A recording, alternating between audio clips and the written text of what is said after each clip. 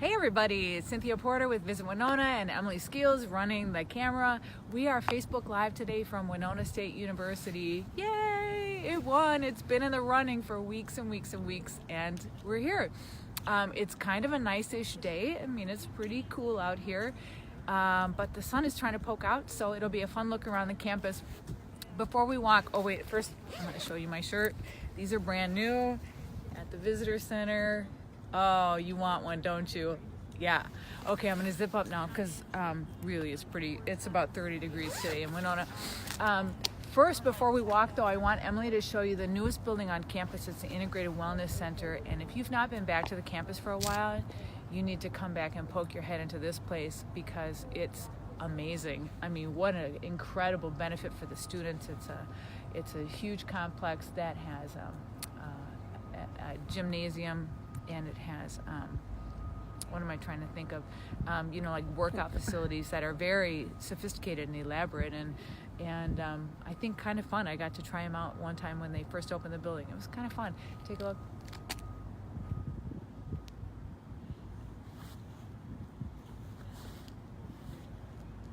And now we're going to go that way. So if you were a student here, you probably know your way around pretty well. Not very much has changed. A little bit though. We're walking in between the Performing Arts Center and the Daryl Kruger Library. A couple of things I can tell you that I know is the Daryl Kruger Library has a really incredible collection of Indian artifacts in there, pieces of art and beadwork and pottery and memorabilia from different Indian tribes across the United States, and it's on, I think, every floor in the library. It's really beautiful. Emily, give them a look at this library. Such a nice building. Then, on the other side, we have the Performing Arts Center, which is the residence every season for the Great River Shakespeare Festival.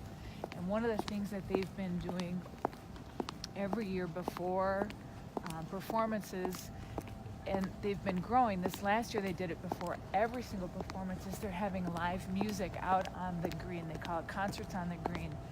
And so they set up a pretty little white kind of fly tent, and they have musicians of all varieties come out here, and people bring their lawn chairs. I've seen people bring in like entire picnic setups with a table and picnic baskets and maybe or maybe not wine. I'm not sure about that. But there is also a little beverage service where you can sit. They kind of cordon it off because they're controlling the alcohol consumption on the campus pretty carefully. But there's a little gated off area where you can sit and have a couple of beverages and listen to the music, and they're free, completely free. And so it's kind of a cool place for the entire community to just come hang out. I expect that they're probably going to do it again next year, because this year I think it was a pretty big hit. So this college, I can tell you a few things about it. It was opened in 1856, I believe, and it was the first normal school in Minnesota. And normal school was just a way of saying a teacher's college. So it was the first university in Minnesota funded by the legislature, and it was the first teaching college in Minnesota. It is the original member of the MnSCU, Minnesota State Colleges and Universities. Just trying to let the squirrel go because he seems mad, and I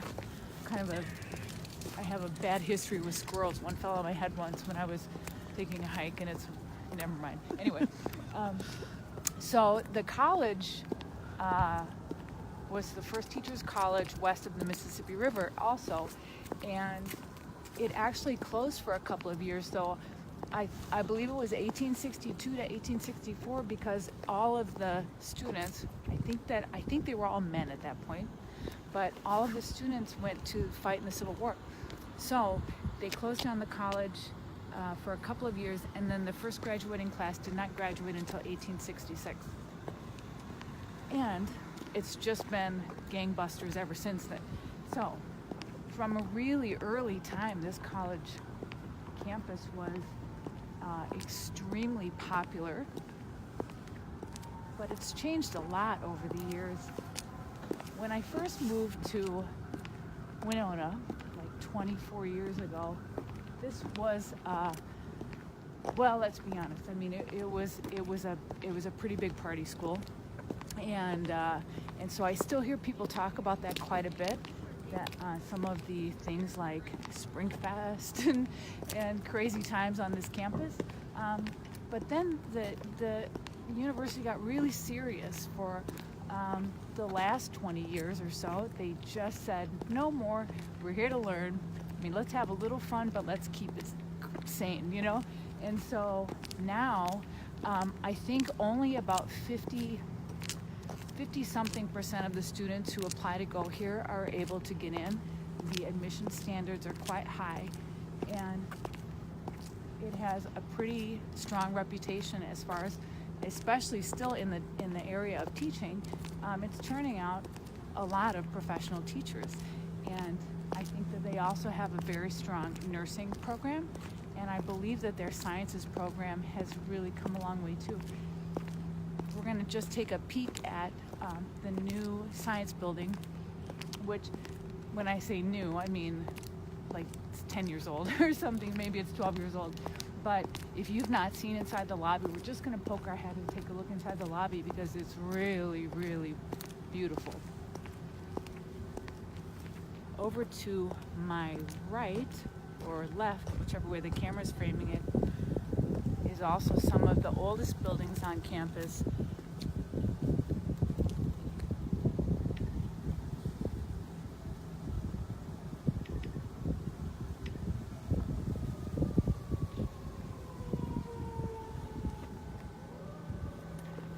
So I read that this campus actually started as one 4-room building. So when you think about this in terms of that, it's quite a big change. Well, I'll have Emily show you in just a second. I think probably my favorite building on this campus is Thompson, because I just think it looks so majestic from that big staircase, that big front entrance. But first, let's peek at this science building.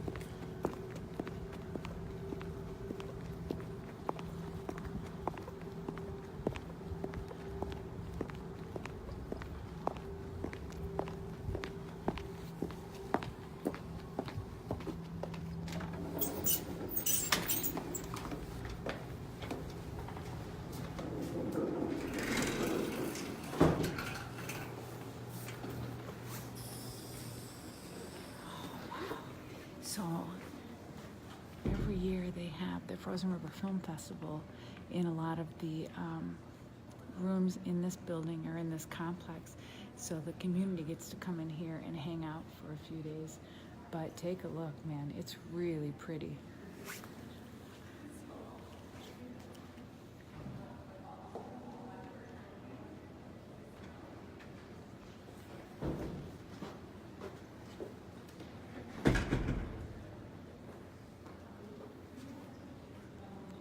Okay, let's go.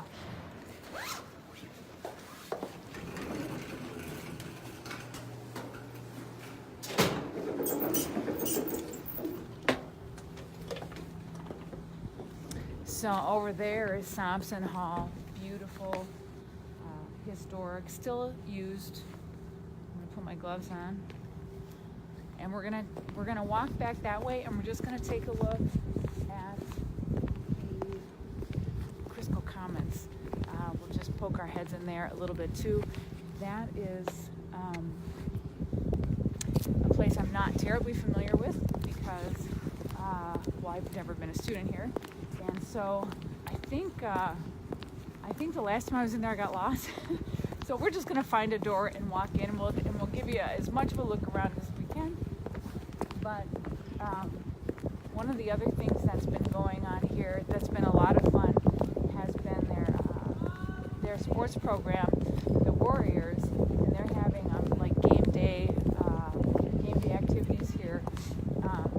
the football games all fall, and so they have entertainment and they have food trucks and they have music, and they close off the entire like parking area around the back side of the campus that's near the stadium, and people are loving it. I have to admit, I don't know how the team did this year, but I know people sure came out and loved them a lot. So I have to say, I'm not entirely certain how many students are on this campus, but I believe it's pretty close to 10,000, and that number's been stable for a really long time. So I think even around the turn of the century, I think that they were, really a pretty good-sized campus back then, and I mean in the thousands, which is a big college for 1900. But now I think that's the most recent number that I saw was about just shy of 10,000. Although I think some of those might be students who are not on this campus but doing more remote programs. But take a look at this pretty space.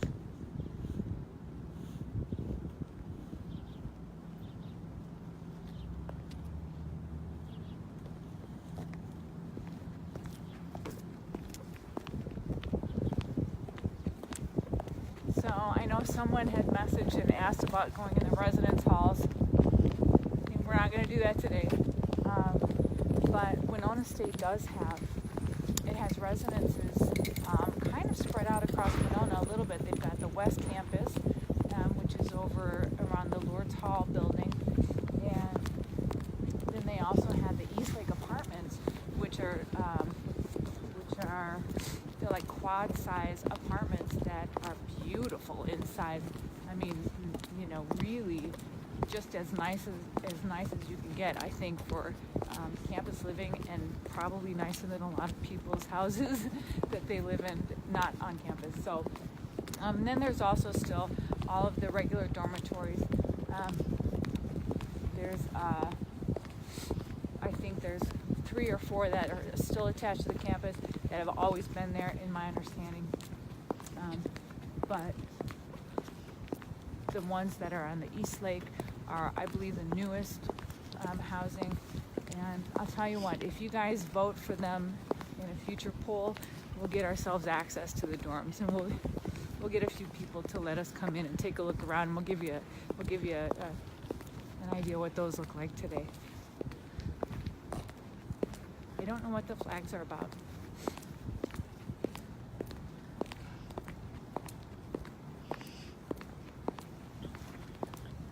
Okay, this is Crisco Commons. So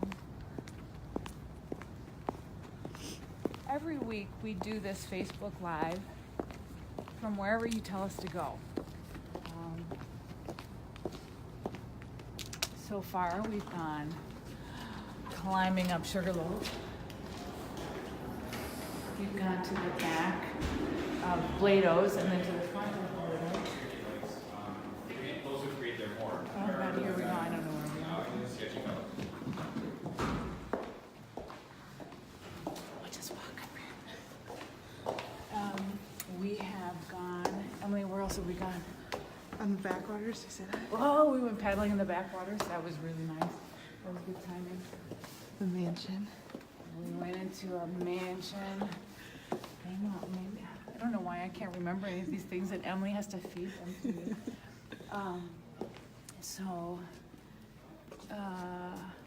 I don't know where we're at. Let's just walk in here.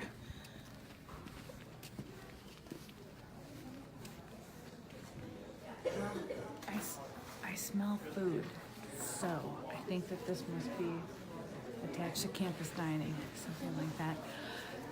That's it, folks. That's our look around Winona State University campus. It's been kind of fun, actually, and thankfully it wasn't raining. We got a little sunshine, and it's not a huge look at the campus because it's a pretty good-sized campus, but it's something to remind you, if you went to school here, what it's like. So next week we're going to go somewhere else. Wherever you tell us to go, you have to make a nomination in the comments. Tell us where. Whatever places are nominated the most, then we're going to take the top 2 and put them against each other in a poll next week, and everybody just gets to vote and say what's it going to be. We have so many places left that we can go and visit. We're kind of excited to know what's going to be next. We did the library last week, and that went gangbusters crazy. People are still loving that video a lot. So, thank you for going with us on these little journeys around town and for giving us new ideas where to go. We're kind of enjoying this look around ourselves. Also, if you're around the Twin Cities this weekend, come see us at the Minneapolis Convention Center. We're going to be exhibiting at the Star Tribune travel experience, and we have a free coupon that you can use to get into that show on our Facebook wall. You can go and download it and show it at the door and get it for free. So thanks everybody. Happy Thursday, and please tell us where should we go next week, and we'll see you in a week. Thanks, bye.